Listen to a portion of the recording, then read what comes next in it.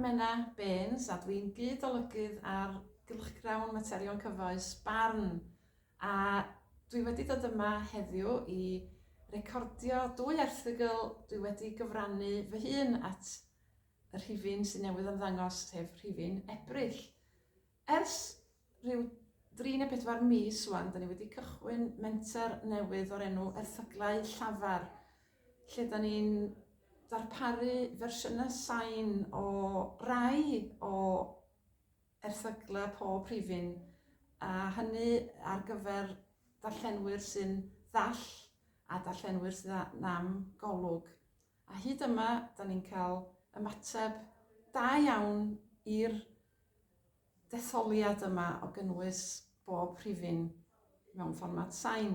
Ac os gynddoch chi awydd cael gafel ar fersiwn sain, neu os da chi yn nabod rhywun neu bod yna aelod o teulu eisiau cael gafel ar y fersiwn yma, mi allwch chi anfon e-bost at y cyfeiriad swyddfa Barn, sef barn@swyddfa.cymru.